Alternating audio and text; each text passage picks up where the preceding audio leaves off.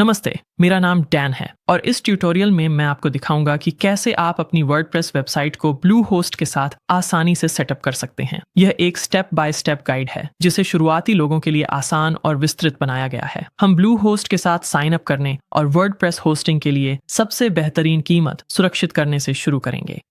इसके बाद मैं आपको डोमेन सेटअप और वर्डप्रेस इंस्टॉल करने में मार्गदर्शन करूंगा। फिर दिखाऊंगा कि आप सैकड़ों पेशेवर डिजाइन किए वेबसाइट टेम्पलेट्स तक मुफ्त पहुंच सकते हैं जो पूरी तरह कस्टमाइजेबल और मोबाइल फ्रेंडली हैं। आप सीखेंगे कि इन टेम्पलेट्स को आसानी से कैसे कस्टमाइज करें एलिमेंटर का उपयोग करके, जो वर्डप्रेस के लिए लोकप्रिय विजुअल पेज बिल्डर है। इस वीडियो में हम जो भी चीजें इस्तेमाल करेंगे वे सभी मुफ्त हैं सिवाय ब्लूहोस्ट होस्टिंग के। लेकिन अगर आप स्क्रीन के नीचे दिए गए स्पेशल लिंक का इस्तेमाल करते हैं तो आपको अपने होस्टिंग प्लान पर एक्सक्लूसिव डिस्काउंट मिलेगा। यह लिंक हमेशा आपको उस समय उपलब्ध सबसे अच्छा डील दिलाएगा। आपको यही लिंक वीडियो डिस्क्रिप्शन के टॉप पर नीचे स्क्रॉल करने पर भी मिल जाएगा। यह डील ब्लूहोस्ट की होम पेज पर मिलने वाली डील से बेहतर है, इसलिए सुनिश्चित करें कि आप वही एक्सक्लूसिव डिस्काउंट देख रहे हैं। आइए अब एक होस्टिंग प्लान और डोमेन चुनते हैं। अपने एक्सक्लूसिव डिस्काउंट का लाभ उठाने और फ्री डोमेन पाने के लिए गेट स्टार्टेड नाउ पर क्लिक करें। यहाँ आप ब्लूहोस्ट के प्लान्स देख सकते हैं। इस ट्यूटोरियल में बताई गई हर चीज स्टार्टर प्लान के साथ काम करती है, तो मैं चूज प्लान पर क्लिक करूंगा। अब अपनी डोमेन नेम चुनने का समय है। कोशिश करें कि यह छोटा, यादगार और सबसे महत्वपूर्ण उपलब्ध हो।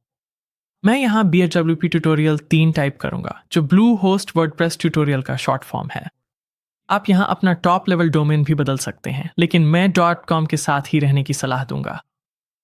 और मैं डोमेन प्राइवेसी और प्रोटेक्शन जोड़ना पसंद करता हूँ ताकि कोई जंक मेल ना आए। लेकिन अगर आप बाद में अपना मन बदल लें तो मैं आपको इसे हटाने का तरीका भी दिखाऊंगा।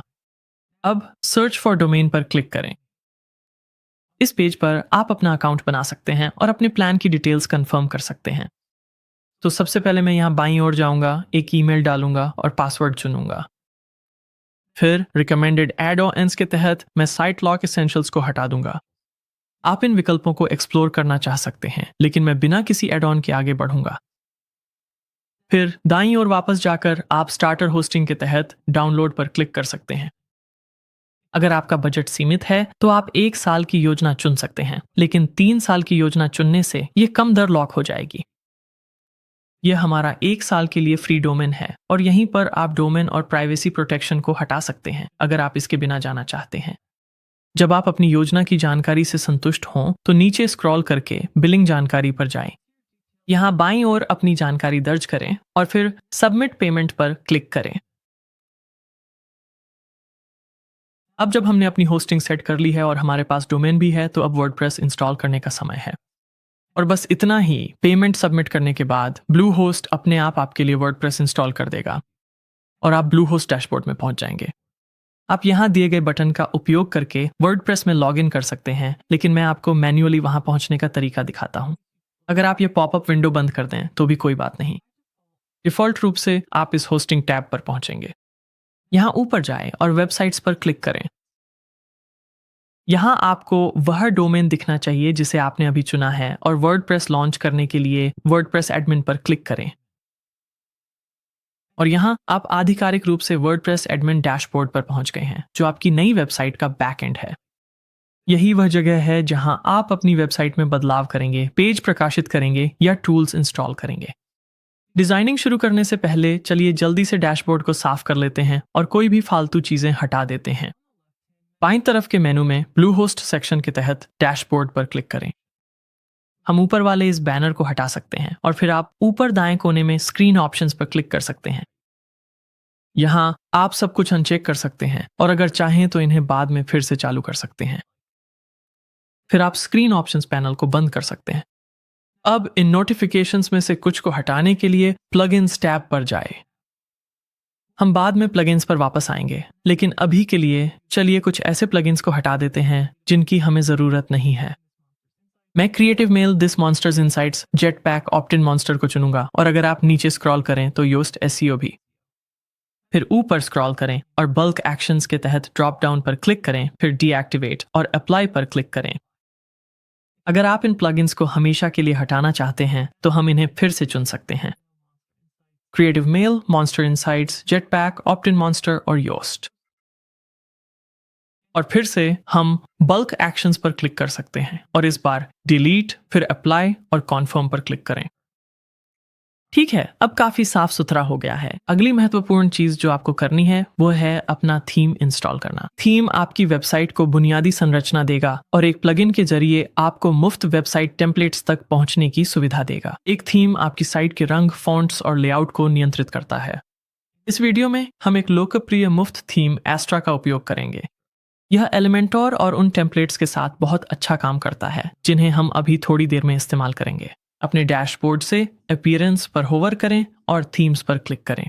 फिर नीचे स्क्रॉल करें और ऐड थीम पर क्लिक करें। ऊपर दाईं ओर एस्ट्रा सर्च करें, फिर उस पर होवर करें और इंस्टॉल पर क्लिक करें।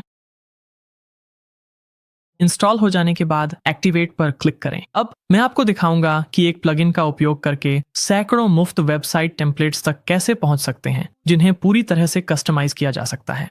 एक प्लगइन आपकी वेबसाइट के लिए एक ऐप की तरह काम करता है। ये नई सुविधाएं जोड़ते हैं, ठीक वैसे ही जैसे आपके फोन पर ऐप्स करते हैं। बाईं ओर प्लगइन्स पर क्लिक करें, फिर ऊपर ऐड प्लगइन पर क्लिक करें।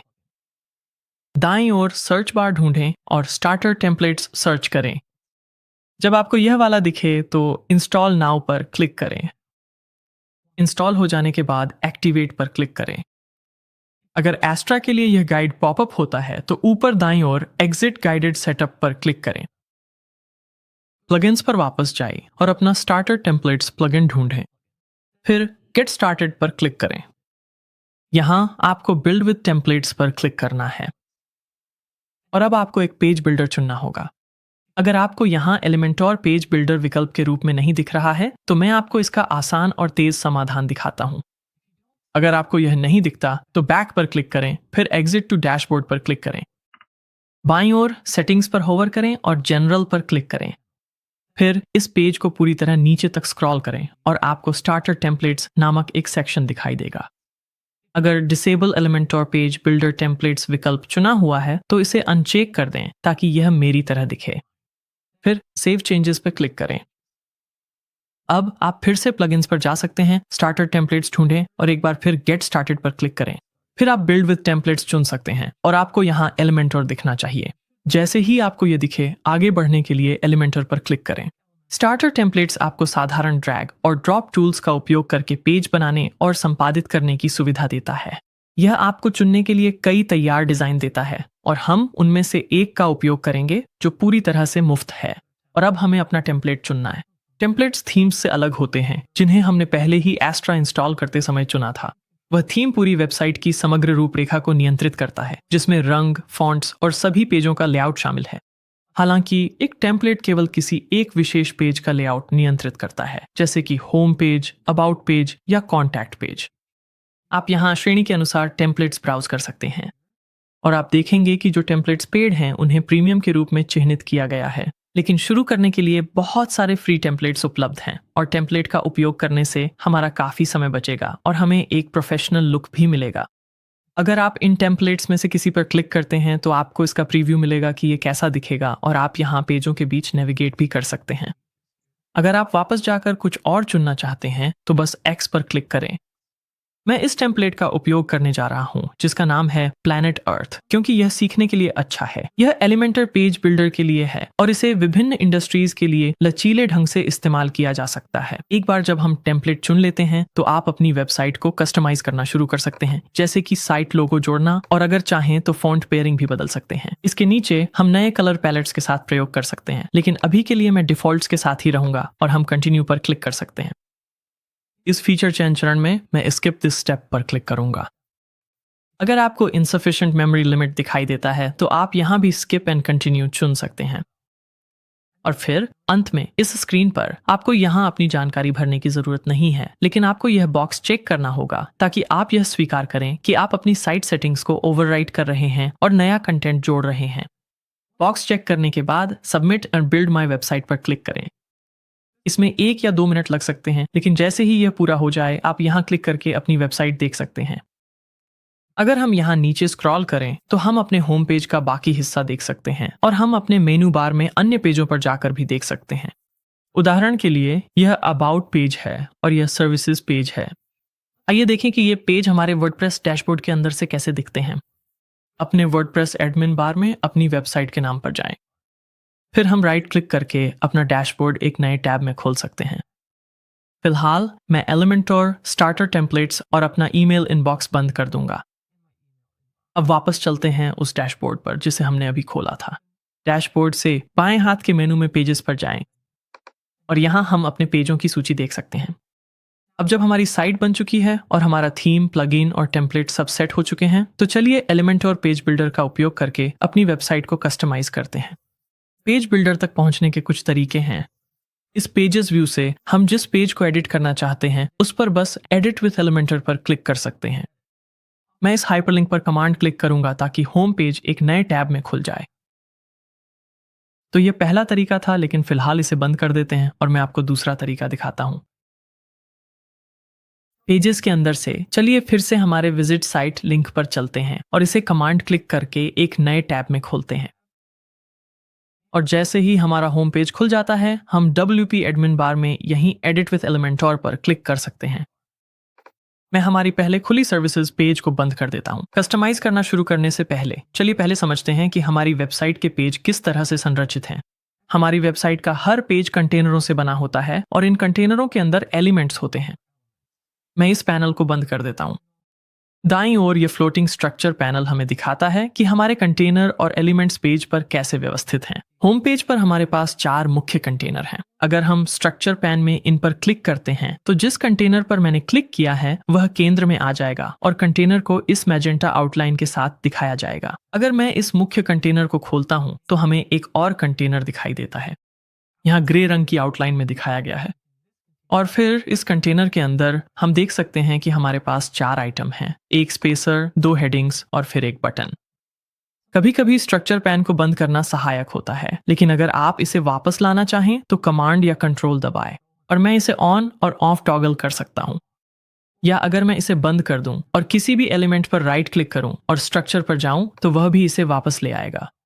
किसी कंटेनर को मूव करने के लिए अगर हम कंटेनर पर होवर करें तो हमें यह मैजेंटा आउटलाइन दिखाई देगी। हम कंटेनर हैंडल को पकड़ सकते हैं और फिर इसे किसी अन्य स्थान पर ले जा सकते हैं। ठीक वैसे ही जैसे अन्य एप्लीकेशनों में होता है, अगर हम उस मूव को अनडू करना चाहें तो हम कमांड जेड दबा सकते हैं। मैं स्ट्रक्चर पैन को बंद करने जा रहा हूं। नया कंटेनर जोड़ने के लिए चलिए किसी मौजूदा कंटेनर पर होवर करते हैं और फिर नया जोड़ने के लिए प्लस आइकन पर क्लिक करते हैं। यहाँ एक बार फिर प्लस पे क्लिक करते हैं और अभी के लिए फ्लेक्सबुक्स चुनते हैं। मैं बाद में फ्लेक्सबुक्स और ग्रिड के बीच का अंतर समझा सकता हूँ। मैं इस 2 कॉलम स्ट्रक्चर को चुनूंगा और अब हम कुछ एलिमेंट्स जोड़ सकते हैं। तो अगर हम यहाँ बाईं ओर जाएं और ऐड एलिमेंट पर क्लिक करें तो ये हमें वापस हमारे विजेट्स पर ले जाएगा और मैं यहाँ आसानी से एक नया हेडिंग ड्रैग कर सकता हूँ। इसके बाद मैं टेक्स्ट एडिटर विजेट से एक नया पैराग्राफ भी जोड़ सकता हूँ। वह मैजेंटा बार मुझे दिखाती है कि ये कहाँ ड्रॉप होगा और हम एक बटन भी जोड़ सकते हैं। और जब आप एलिमेंट्स को इधर उधर ड्रैग कर रहे होते हैं तो आपको ये मैजेंटा बार दिखाई देगी जो बताती है कि विजेट कहाँ रखा जाएगा। उदाहरण के लिए आप देख सकते हैं कि जब हम अपने बटन को ड्रैग और मूव करते हैं तो यह स्थान कैसे बदलता है। एलिमेंट्स को डिलीट करने के लिए हम राइट क्लिक कर सकते हैं और डिलीट चुन सकते हैं। मैं टेक्स्ट को डिलीट कर दूंगा। अगर आप किसी एलिमेंट को चुनते हैं और फिर से स्ट्रक्चर पैनल खोलते हैं तो हम यहां से भी उस एलिमेंट को डिलीट कर सकते हैं और फिर हम इस कंटेनर को भी स्ट्रक्चर पैनल में देखेंगे, इसे भी डिलीट कर सकते हैं। या अगर हम पूरे कंटेनर पर होवर करें तो हम पूरे कंटेनर को डिलीट करने के लिए X पर क्लिक कर सकते हैं। अगर आप कभी कोई ऐसा बदलाव करते हैं जिसे आप वापस लेना चाहते हैं तो एलिमेंटोर आपके द्वारा किए गए सभी एक्शंस का हिस्ट्री रखता है जिसे हम रिवर्ट कर सकते हैं। उस हिस्ट्री को एक्सेस करने के लिए ऊपर बाईं ओर एलिमेंटोर के लोगो पर क्लिक करें, फिर हिस्ट्री चुनें। अगर हम कंटेनर रिमूव्ड एक्शन पर क्लिक करते हैं तो यह हमारे कंटेनर को हटाने की प्रक्रिया को वापस कर देगा। फिर हम समय में सबसे लेटेस्ट वर्जन पर भी वापस जा सकते हैं। इसके लिए हमें सबसे लेटेस्ट एक्शन को चुनना होगा। और अगर हम कभी अपनी पेज का प्रीव्यू देखना चाहें तो हम यहाँ इस हैंडल से एलिमेंटोर पैनल को छुपा सकते हैं। या हम बदलावों का प्रीव्यू देखने के लिए आइकॉन एंक पर क्लिक कर सकते हैं। फिर हम अपने प्रीव्यू चेंजेस टैब को बंद कर सकते हैं और एलिमेंटोर पैनल को फिर से खोल सकते हैं। हम अपने असली साइट पर जाने के लिए इस ड्रॉप डाउन एरो पर क्लिक कर सकते हैं और व्यू पेज चुन सकते हैं। ये हमें हमारी असली साइट पर ले जाएगा, जो फिलहाल इस अस्थायी डोमेन पर है। लेकिन चलिए इसे बंद करते हैं और कस्टमाइज करना जारी रखते हैं। अब जब हम कंटेनर और एलिमेंट्स को समझ चुके हैं, तो चलिए देखते हैं कि टेक्स्ट को कैसे कस्टमाइज किया जाए, क्योंकि यह हमारी वेबसाइट पर एक लोकप्रिय एलिमेंट होगा। हमारे हेडिंग के प्रीव्यू पर क्लिक करें, जिसका नाम फिलहाल अर्थ है, और ध्यान दें कि इससे हमारे एडिट हेडिंग विकल्प खुल जाएंगे। इन विकल्पों के भीतर हम देखते हैं कि हमारे पास 3 टैब हैं: कंटेंट, स्टाइल और एडवांस्ड। कंटेंट टैब के अंतर्गत हम अपना टाइटल अर्थ से बदलकर वर्ड प्रेस कर सकते हैं। हम यह सीधे प्रीव्यू पर क्लिक करके और एडिट करके भी कर सकते हैं। टाइटल के नीचे अगर चाहें तो हम यहाँ लिंक जोड़ सकते हैं, और हमारे पास यहाँ HTML टैग बदलने का विकल्प भी है। अब स्टाइल टैब के अंतर्गत हमारे पास अपनी हेडिंग के विजुअल लुक को नियंत्रित करने के लिए और भी कई विकल्प हैं। हम इसे बाएं, दाएं, जस्टिफाई या फिर से सेंटर में अलाइन कर सकते हैं। अगर आप टाइपोग्राफी के लिए एडिट मेनू खोलते हैं, तो आपको अपने सामान्य फ़ॉन्ट सेटिंग्स के कई विकल्प मिलेंगे। हम यहाँ फ़ॉन्ट का साइज बदल सकते हैं। हम फ़ॉन्ट का वेट भी बदल सकते हैं, जैसे कि सेमी बोल्ड। अभी ये हेडिंग अपर केस में बदल दी गई है। हम स्टाइल को नॉर्मल, इटैलिक, ऑब्लिक के बीच बदल सकते हैं। मैं इसे नॉर्मल ही रखूंगा। और फिर हमारे पास टेक्स्ट डेकोरेशन का विकल्प भी है। हम 1 मिनट में लाइन हाइट, लेटर स्पेसिंग और वर्ड स्पेसिंग को और करीब से देखेंगे।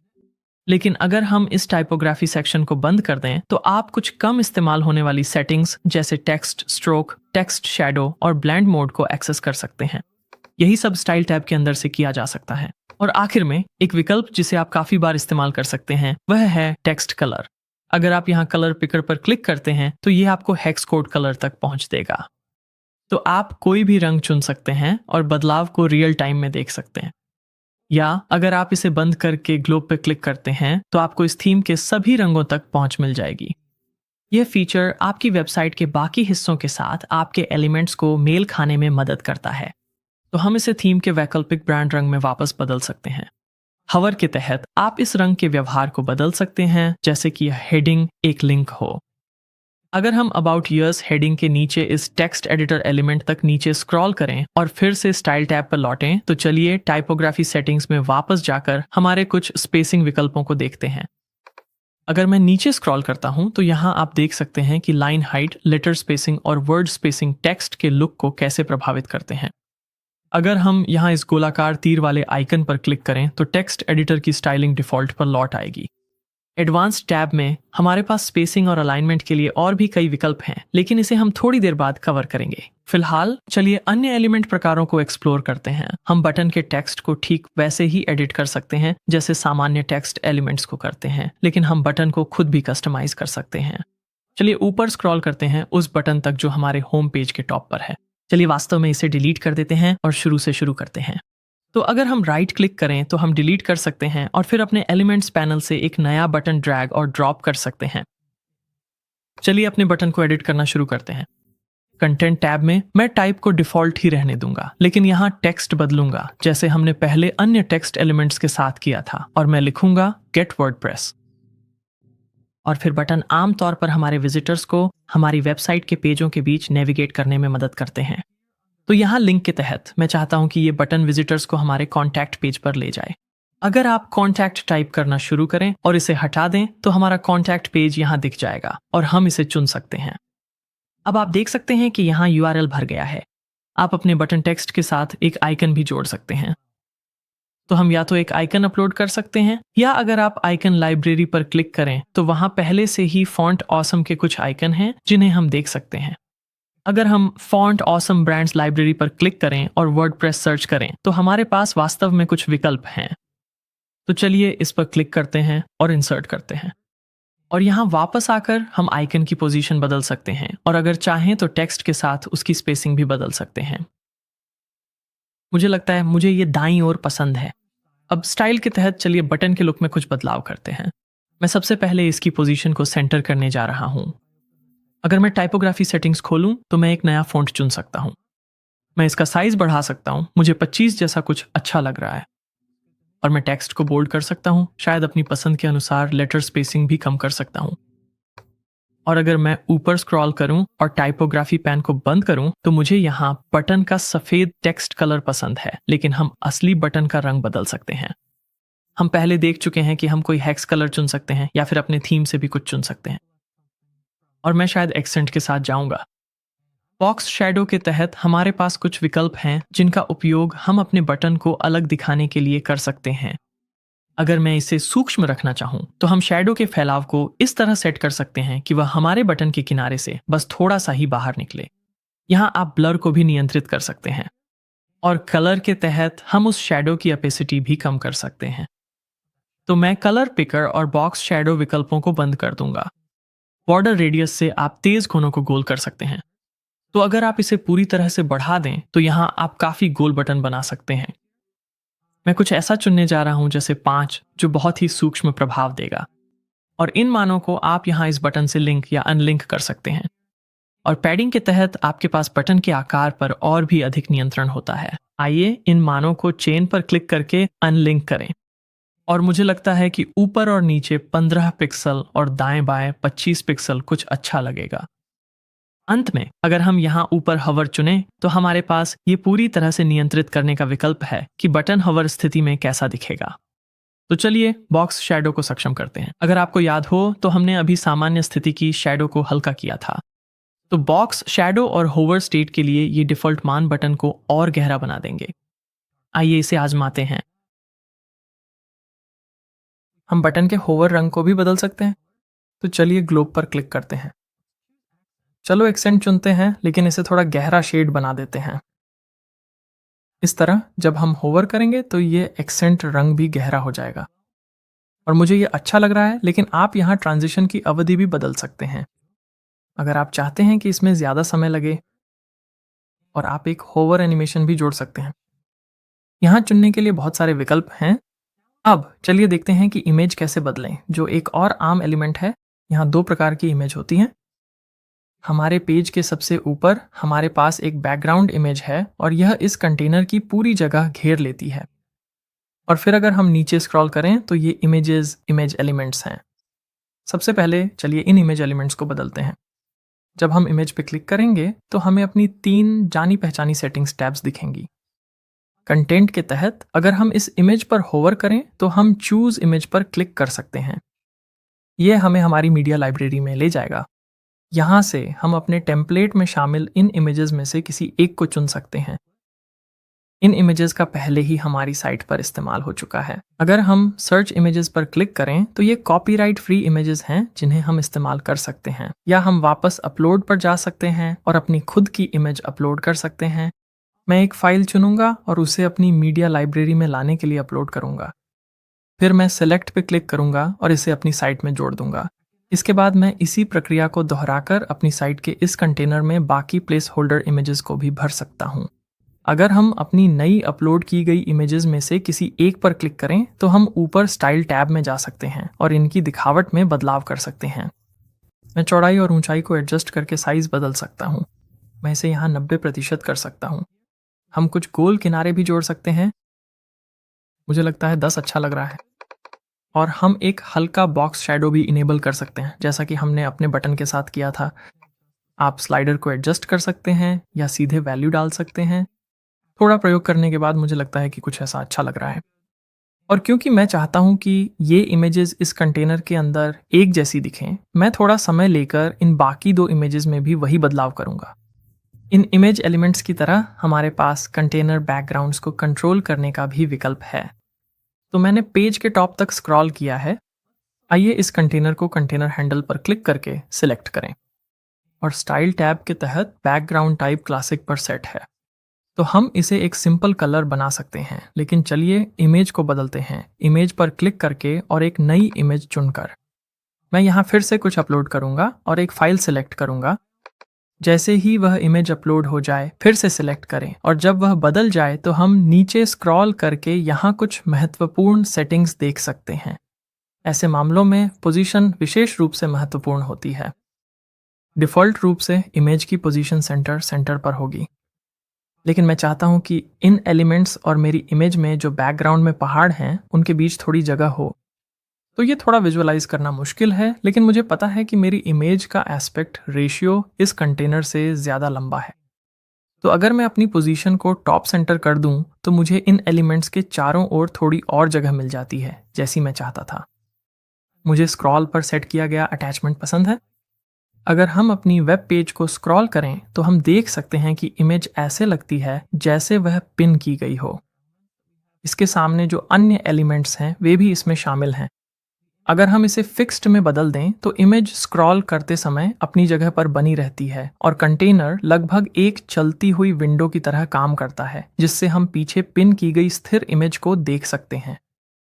डिस्प्ले साइज को कवर पर सेट करना आमतौर पर सबसे अच्छा विकल्प होता है, लेकिन अगर मैं इसे कंटेंट पर सेट करूं तो कभी कभी ऐसा करना पड़ता है।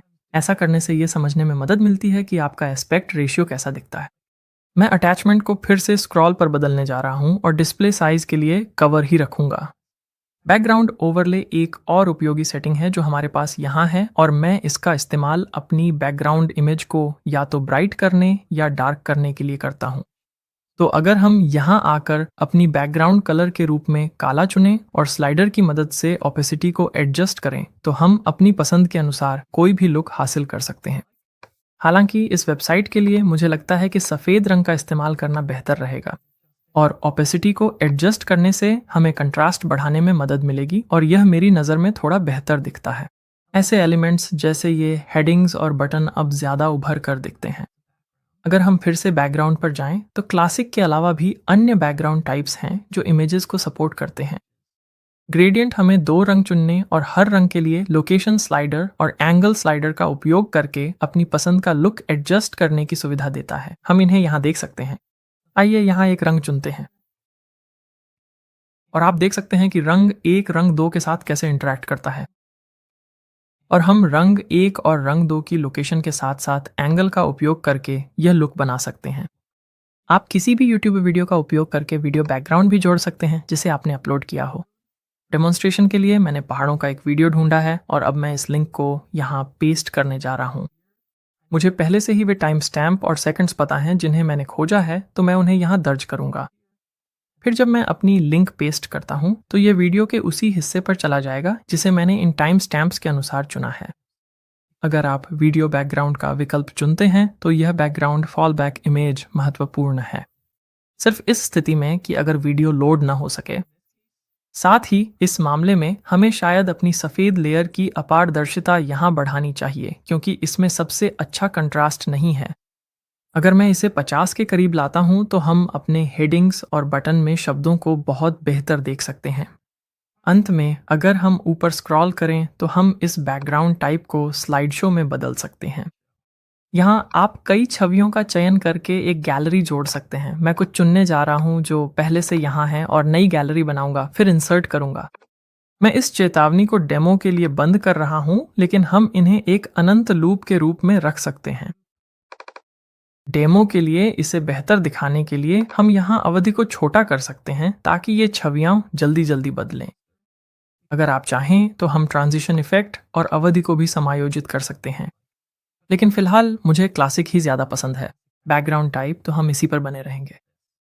अब जब हमने देखा कि अपने सभी मुख्य एलिमेंट टाइप्स को कैसे एडिट करें, तो चलिए सीखते हैं कि इनके बीच की स्पेसिंग को कैसे कंट्रोल करें।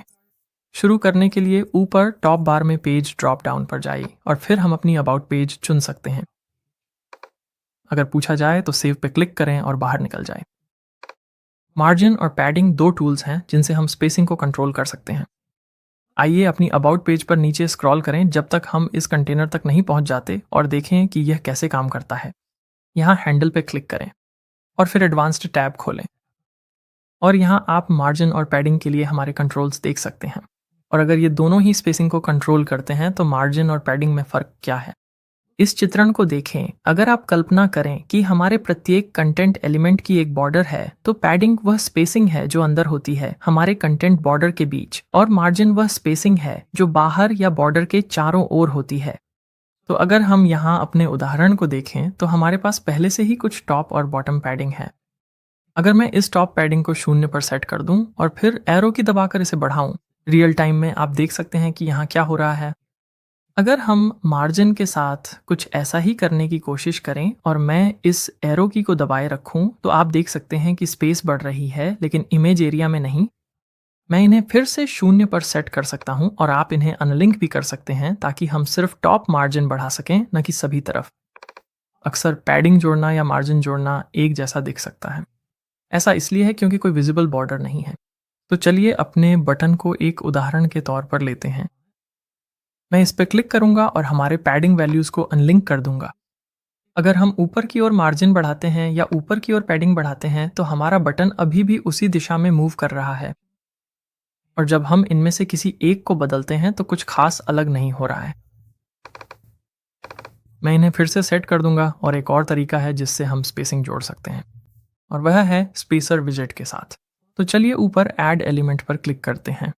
आइए यहाँ स्पेसर ढूंढते हैं और मैं इसे हमारे बटन के ऊपर ड्रैग कर दूंगा। जब हम अपने स्पेसर को सिलेक्ट करते हैं तो यह स्लाइडर दिखाई देगा, और ये बस एक और तरीका है जिससे हम स्पेस बढ़ा सकते हैं। मैं इसे अभी के लिए हटा रहा हूं।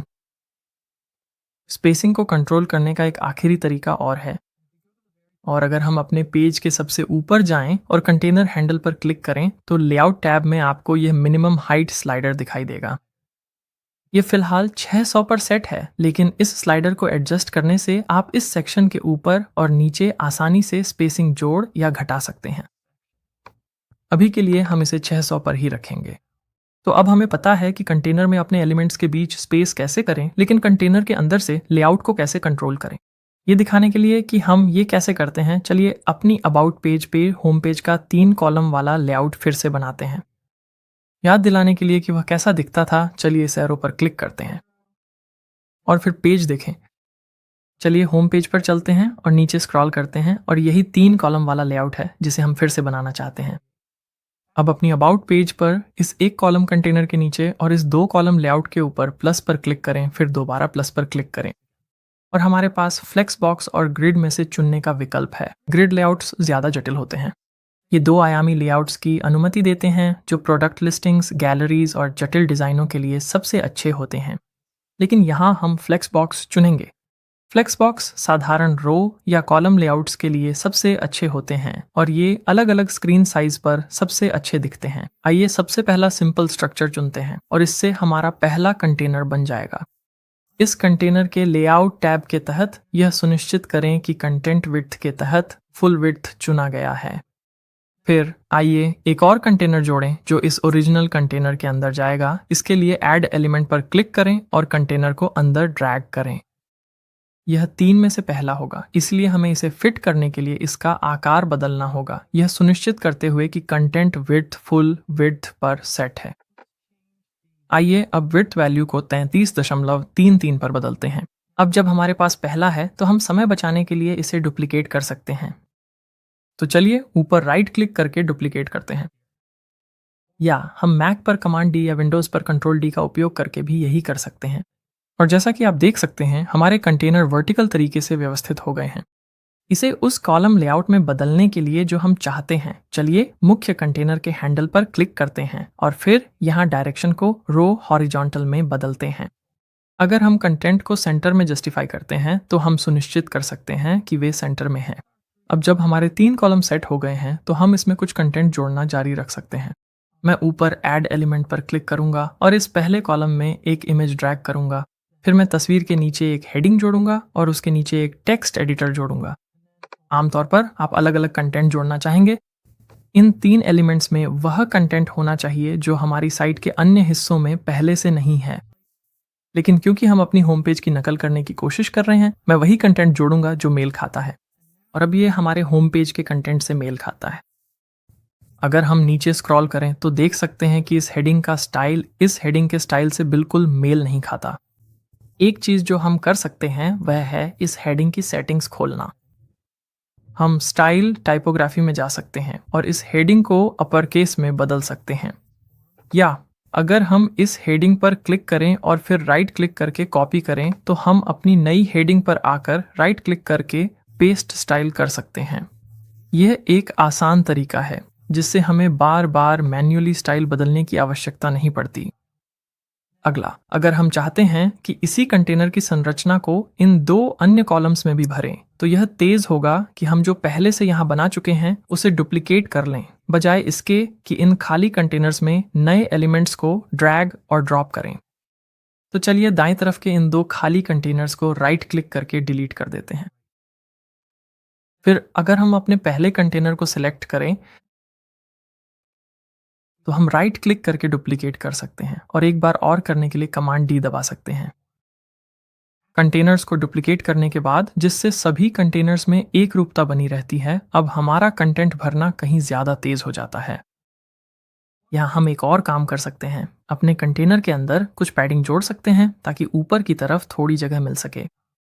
आइए कंटेनर हैंडल पर क्लिक करें और फिर एडवांस टैब में जाकर पैडिंग वैल्यूज़ को अनलिंक करें और ऊपर की तरफ 50 पिक्सल ट्राई करें। इन कंटेंट लेआउट्स और स्पेसिंग को समझना आपको किसी भी चीज़ को शुरू से बनाने में सक्षम बना देगा, लेकिन ब्लॉक्स और टेम्पलेट्स डिज़ाइन का काम आसान बनाकर आपका बहुत सारा समय बचा सकते हैं। तो चलिए देखते हैं कि यह कैसे करना है। आइए उस कंटेनर के ऊपर प्लस आइकन पर क्लिक करें जिसे हमने अभी बनाया है, और यहाँ प्लस की बजाय इस बार स्टार्टर्स टेम्पलेट्स आइकन पर क्लिक करें। यहाँ का हम अभी पूरी पेज इंपोर्ट नहीं करना चाहते, बल्कि हम उसका एक हिस्सा इंपोर्ट करना चाहते हैं जिसे ब्लॉक कहा जाता है। आइए इस पर क्लिक करें और मैं जो चाहूँ उसे सर्च कर सकता हूँ, या अगर मैं नीचे स्क्रॉल करूँ तो शायद मुझे ये वाला लेना पसंद आए। इसे क्लिक करने के बाद मैं ब्लॉक को इंपोर्ट कर लूँगा और आप इसे यहाँ देख सकते हैं। आइए एक और जोड़ते हैं, लेकिन इस बार हम एक पेज जोड़ सकते हैं। आप यहाँ वह टेम्पलेट देख सकते हैं जिसका हम उपयोग कर रहे हैं, लेकिन चलिए होप को देखते हैं। इस पर और होम पर क्लिक करें। हम यहाँ जो कुछ भी है उसे देख सकते हैं और फिर इस टेम्पलेट को इंपोर्ट कर सकते हैं और मैं इसे बंद कर सकता हूँ, और जाहिर है कि यहाँ पूरी पेज को इंपोर्ट करना कोई मतलब नहीं बनाता। तो जैसे जैसे मैं आगे बढ़ता हूँ और समीक्षा करता हूँ, मैं उन कंटेनरों को डिलीट कर सकता हूँ जिनकी मुझे ज़रूरत नहीं है। तो हो सकता है कि मुझे उस पूरे पेज टेम्पलेट से केवल ये क्लाइंट टेस्टिमोनियल ही चाहिए और मैं बाकी सब कुछ हटाना सुनिश्चित कर सकता हूँ। तो ये वही है जिसे हमने अभी एक ब्लॉक के रूप में इंपोर्ट किया है, और ये हमने एक पेज के रूप में इंपोर्ट किया था, हालांकि हमने पेज का ज़्यादा हिस्सा नहीं रखा। अब आइए देखें कि अपनी वेबसाइट पर डिफ़ॉल्ट फ़ॉन्ट्स और रंगों को कैसे बदलें। सिर्फ व्यक्तिगत एलिमेंट स्तर पर रंग और फ़ॉन्ट्स नहीं, बल्कि पूरी वेबसाइट पर हमें यह सब वर्डप्रेस स्तर पर करना होगा। तो चलिए अपना ड्राफ्ट सेव करते हैं, फिर अपनी वेबसाइट का प्रीव्यू देखते हैं। वर्डप्रेस एडमिन बार में चलिए कस्टमाइज चुनते हैं। फिर चलिए अपनी ग्लोबल सेटिंग्स देखते हैं और हम टाइपोग्राफी से शुरू कर सकते हैं। ऊपर की ओर हमारे पास कुछ प्रीसेट्स हैं जिन्हें आप आजमा सकते हैं, और अगर आपको ये पसंद नहीं आए तो आप इन्हें वापस भी कर सकते हैं। तो हम शायद इसे देख सकते हैं और आप देख सकते हैं कि ये कैसे बदल रहे हैं, लेकिन मैं शायद इसे वापस कर दूं। नीचे आप बेस फॉन्ट के भीतर बॉडी फॉन्ट और हेडिंग्स फॉन्ट दोनों में बदलाव कर सकते हैं, और हेडिंग फॉन्ट के भीतर सभी हेडिंग टाइप फॉन्ट्स में भी। तो अगर मैं इस पेंसिल पर क्लिक करता हूं तो आप यहां इनमें से किसी में भी बदलाव कर सकते हैं, और आप इसी तरह से ग्लोबल रंग भी बदल सकते हैं। तो चलिए ऊपर एक मेन्यू पीछे जाते हैं और कलर्स पर क्लिक करते हैं।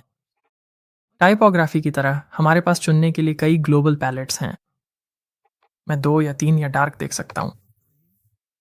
जैसे ही मैं इनमें से एक एक करके देखता हूँ, आप देख सकते हैं कि हमारी वेबसाइट के इस हिस्से में ज़्यादा बदलाव नहीं हो रहा है, क्योंकि यह काफ़ी हद तक इमेज आधारित है।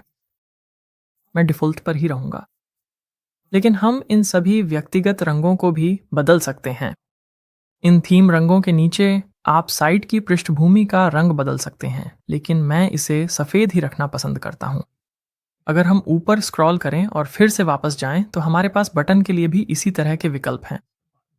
तो यह आपके सभी बटनों में बदलाव करने के लिए एक बेहतरीन जगह होगी। अगर कोई खास स्टाइल है जिसे आप हर बार हर एक एलिमेंट पर बार बार डुप्लीकेट नहीं करना चाहते, जब आप संतुष्ट हों तो आप अपने सभी बदलाव लागू करने के लिए पब्लिश पर क्लिक कर सकते हैं। अब हम इन सेटिंग्स को बंद कर सकते हैं और अपनी होम पेज पर वापस जा सकते हैं। दृश्य और संरचनात्मक रूप से हमने आपकी साइट को कस्टमाइज करने के लिए ज़रूरी अधिकांश चीज़ें कवर कर ली हैं, लेकिन आपकी वेबसाइट को पूरी तरह से तैयार करने के लिए अभी भी कुछ और विषय समझना बाकी हैं। इनमें सबसे महत्वपूर्ण है यह सुनिश्चित करना कि आपकी वेबसाइट मोबाइल व्यूइंग के लिए ऑप्टिमाइज्ड है, क्योंकि आजकल वेब ट्रैफिक का बड़ा हिस्सा फ़ोन और टैबलेट से आता है। आइए एडिट विद एलिमेंटोर पर क्लिक करें और फिर ऊपर से टैबलेट पर क्लिक करें। अगर हम होम पेज को टैबलेट व्यू में स्क्रॉल करें तो मुझे ये काफ़ी ठीक लग रहा है। तो अगला कदम है कि हम फ़ोन आइकन पर क्लिक करें ताकि देख सकें कि मोबाइल पर ये कैसा दिखता है। और ये बहुत ख़राब नहीं है, लेकिन खासकर ऊपर के हिस्से में एलिमेंट्स थोड़े भरे भरे लग रहे हैं। हेडिंग पर क्लिक करें, फिर स्टाइल पर क्लिक करें और अब टाइपोग्राफी को एडिट करें। कोई भी सेटिंग जिसमें मोबाइल आइकन दिखता है, ये दर्शाता है कि जो बदलाव हम करने जा रहे हैं वह केवल मोबाइल पर ही लागू होगा। आइए इस हेडिंग का फ़ॉन्ट साइज़ 40 कर देते हैं और नीचे वाली हेडिंग के लिए फ़ॉन्ट साइज़ शायद कुछ 20 जैसा कर सकते हैं। अब अगर हम इस स्टाइल बार के नीचे डेस्कटॉप पर क्लिक करें और हेडिंग की टाइपोग्राफी चेक करें तो यह अभी भी 90 साइज़ पर है, वहीं जहां हमने छोड़ा था। इसी तरह अगर हम वापस मोबाइल पर जाएं तो इस बटन पर क्लिक कर सकते हैं और एडवांस्ड के तहत यह जानते हुए कि यह बदलाव सिर्फ मोबाइल पर लागू होगा, हम इस पैडिंग को बढ़ा सकते हैं ताकि हमें थोड़ी जगह मिल सके। आप पूरे सेक्शन को भी डिवाइस टाइप के आधार पर छुपा सकते हैं। तो चलिए यहाँ हमारे अबाउट अस कंटेनर तक स्क्रॉल करते हैं। कंटेनर हैंडल को सिलेक्ट करें, फिर एडवांस्ड में जाएं और फिर से नीचे स्क्रॉल करें ताकि रिस्पॉन्सिव ड्रॉप डाउन मिल सके। यहाँ अगर आप हाइड ऑन मोबाइल पोर्ट्रेट को टॉगल करते हैं तो ये सेक्शन ग्रे हो जाएगा और ये मोबाइल पर नहीं दिखेगा, लेकिन अगर हम वापस डेस्कटॉप पर आएं तो वह अबाउट अस सेक्शन अभी भी यहाँ मौजूद है। ये समय निकालकर अपने साइट को मोबाइल व्यू में देखना फ़ायदेमंद है ताकि आप ज़रूरी बदलाव कर सकें। अब जैसे जैसे आपकी वेबसाइट बढ़ेगी, आपको बिल्कुल नई पेज जोड़ने की ज़रूरत पड़ेगी। मैं आपको दिखाता हूँ कि ये कैसे करना है। चलिए वापस डेस्कटॉप पर चलते हैं और इस एलिमेंटर मेनू बार में ड्रॉप डाउन पर क्लिक करते हैं, फिर ऐड न्यू पेज पर क्लिक करें। चलिए सेव करते हैं और बाहर निकलते हैं। यह इस नए पेज को तैयार कर देगा। और अगर हम यहाँ पेज सेटिंग्स के लिए गियर पर क्लिक करें तो हम इस नए पेज का टाइटल प्रोजेक्ट्स में बदल सकते हैं। हम देख सकते हैं कि ऊपर टाइटल को ड्राफ्ट के रूप में दिखाया गया है। तो जब भी हम इस पेज को सार्वजनिक करना चाहें, हम पब्लिश पर क्लिक कर सकते हैं। अब हम यहाँ भी स्टार्टर्स टेम्पलेट्स से शुरू कर सकते हैं, जैसे हमने पहले पेज या ब्लॉक टेम्पलेट्स जोड़ने के लिए किया था। लेकिन हम अपने अन्य पेजों से कंटेनर कॉपी भी कर सकते हैं, जो एक नया पेज जल्दी से तैयार करने का एक और आसान तरीका है। चलिए प्रीव्यू चेंजेस पर क्लिक करते हैं ताकि प्रीव्यू खुल जाए और हम उस पेज पर जा सकते हैं जिससे हम कोई कंटेनर कॉपी करना चाहते हैं। तो अगर हम सर्विसेज पर जाएं तो चलिए इस ऊपर वाले हिस्से को ही कॉपी कर लेते हैं। यहाँ एडिट विद एलिमेंटोर पर क्लिक करें, फिर कंटेनर हैंडल पर क्लिक करके इस कंटेनर को फोकस करें। मैं इसे कॉपी करने के लिए राइट क्लिक करूंगा। अब अगर हम अपने नए प्रोजेक्ट्स पेज पर वापस जाएं तो राइट क्लिक करके वही सेक्शन पेस्ट कर सकते हैं और अब हम इस हेडिंग को एडिट करेंगे। हम चाहते हैं कि इसमें लिखा हो प्रोजेक्ट्स और चलिए फिर से पब्लिश करते हैं। अगर हम अपना प्रीव्यू क्लिक करें, हम देख सकते हैं कि ये टॉप हेडर हमारे अन्य पेजों की तरह ट्रांसपेरेंट नहीं है। इसे ठीक करने के लिए चलिए एडिट पेज पर क्लिक करते हैं। मैं इसे बंद कर दूंगा। इसके बाद हम यहाँ एक्स्ट्रा सेटिंग्स में जा सकते हैं और फिर नीचे स्क्रॉल करके एडवांस्ड सेटिंग्स पर जाएं। ट्रांसपेरेंट हेडर के अंतर्गत इनेबल्ड पर क्लिक करें। इस विंडो को बंद करें, फिर सेव पर क्लिक करें। फिर अगर हम इस पेज को देखें तो हम देख सकते हैं कि हेडर अब ठीक हो गया है। लेकिन एक चीज़ जो हम नोटिस करते हैं वह ये है कि हमारा नया पेज प्रोजेक्ट्स अभी तक ऊपर नेविगेशन मेनू में नहीं है। इस पेज को मेनू में जोड़ने के लिए हमें वापस अपने वर्डप्रेस डैशबोर्ड पर जाना होगा। तो चलिए यहाँ ऊपर बाईं ओर वर्डप्रेस लोगो पर क्लिक करते हैं, फिर हम अपीयरेंस में जा सकते हैं और फिर मेन्यूज़ में। सबसे हालिया पेजों के अंतर्गत हम प्रोजेक्ट्स पर क्लिक कर सकते हैं, फिर ऐड टू मेन्यू पर क्लिक करें। हम यहाँ नीचे स्क्रॉल करें तो देख सकते हैं कि वह जोड़ दिया गया है। हम इसे ऊपर खींचकर इसकी क्रमबद्धता तय कर सकते हैं। हम इसे इंडेंट करके एक सब मेनू बना सकते हैं। फिलहाल के लिए चलिए इसे बाहर खींचते हैं और जब हम संतुष्ट हों तो सेव मेन्यू पर क्लिक करें। यह देखने के लिए कि वह पेज जोड़ा गया है, चलिए हमारे वेबसाइट को खोलते हैं। इसके लिए WP एडमिन बार में ऊपर दिए गए लिंक पर कमांड क्लिक करें। इस नए टैब में जाने पर हम देख सकते हैं कि हमारा प्रोजेक्ट्स पेज अब हमारे सर्विसेज पेज के बगल में एडिट हो गया है। अगर हम वापस सेटिंग्स में आएं तो नीचे स्क्रॉल करें और अपने प्रोजेक्ट्स को एक टैब्ड सब आइटम मेनू में ले जाएं। फिर से सेव करें, अपने टैब पर वापस आएं, रिफ्रेश करें और अब प्रोजेक्ट्स यहाँ सर्विसेज के नीचे एक ड्रॉप डाउन में स्थित है। मेनू में इन लिंक में से किसी को भी हटाना भी बहुत आसान है। तो वापस वर्डप्रेस पे आते हैं। इनमें से किसी भी ड्रॉप डाउन को खोलें और खोलने के बाद आप उसे हटा सकते हैं और सेव करके उसे मेनू से पूरी तरह निकाल सकते हैं। मैं प्रोजेक्ट्स को वापस यहाँ ले जा रहा हूँ और सेव कर रहा हूँ।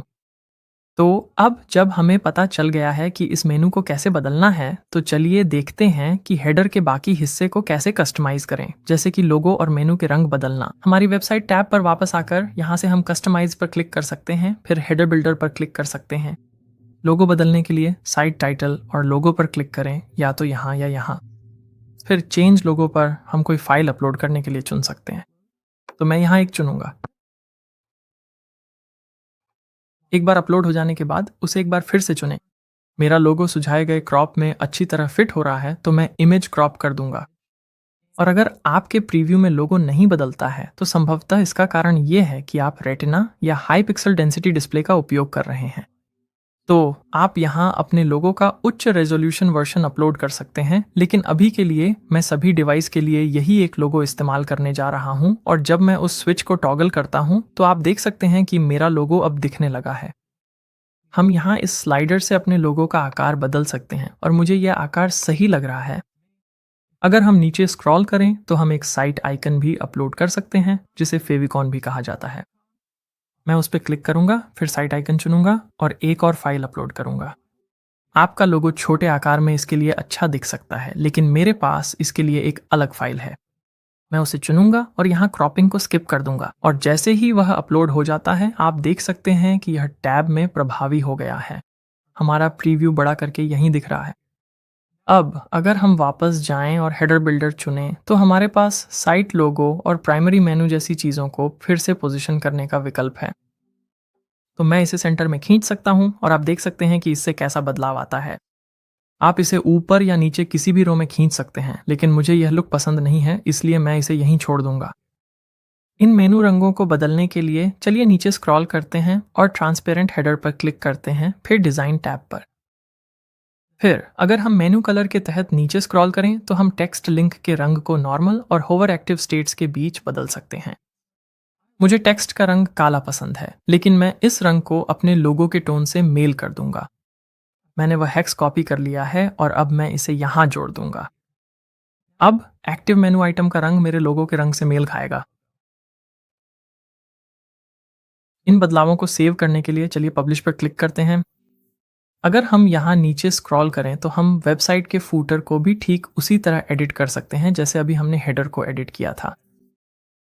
तो चलिए यहाँ एक्स पर क्लिक करते हैं, वापस कस्टमाइज पे जाते हैं और फिर नीचे फूटर बिल्डर पर। इससे फूटर पर फोकस हो जाएगा और आप देख सकते हैं कि यहाँ भी हमारे पास इसी तरह का लेआउट है। चलिए इस कॉपीराइट को खोलते हैं और अब हम साल की वैल्यू को सही करने वाले हैं। तो यहाँ 2022 की जगह मैं इसे हटा दूंगा। मैं एक लेफ्ट ब्रैकेट फिर करंट अंडरस्कोर ईयर टाइप करूंगा और फिर राइट ब्रैकेट से बंद करूंगा। और अब ये एक वेरिएबल है जो मौजूदा साल को अपने आप दिखाता है।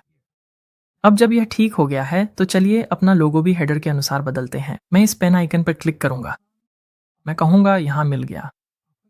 मैं लोगो पर रिप्लेस पे क्लिक करूंगा और फिर मीडिया लाइब्रेरी खोलूंगा। मैं अपना लोगो चुनूंगा जैसे पहले किया था। सेलेक्ट पर क्लिक करें। फिर फूटर मेन्यू विकल्पों तक फिर से पहुंचने के लिए हम बैक पर क्लिक कर सकते हैं और यहाँ फूटर मेन्यू पर क्लिक कर सकते हैं, या हम यहीं से भी उस पर क्लिक कर सकते हैं। हमारे पास इन पेजों को इनलाइन में बदलने का विकल्प है, जैसा कि अभी दिख रहा है, या स्टैक में भी कर सकते हैं। मुझे इनलाइन पसंद है और आप इसे अपनी पसंद के अनुसार व्यवस्थित कर सकते हैं। अपनी बदलावों को सेव करने के लिए चलिए पब्लिश पर क्लिक करते हैं और फिर हम कस्टमाइजर को बंद कर सकते हैं। और जब हम अपनी वेबसाइट से संतुष्ट हो जाएं तो हम लाइट स्पीड कैश प्लगइन को सक्रिय कर सकते हैं, जिससे हमारी वेबसाइट तेज़ हो जाएगी। यहाँ लोगों पर क्लिक करके चलिए वर्डप्रेस पर वापस चलते हैं। फिर चलिए प्लगइन्स में जाइए, ऐड प्लगइन पर क्लिक करें, लाइट स्पीड कैश सर्च करें, LITE टाइप करें और फिर इस प्लगइन को ढूंढकर इंस्टॉल नाउ पर क्लिक करें। इंस्टॉल हो जाने के बाद हम एक्टिवेट पर क्लिक कर सकते हैं। हम इसे अपनी प्लगइन्स लिस्ट में यहाँ देख सकते हैं।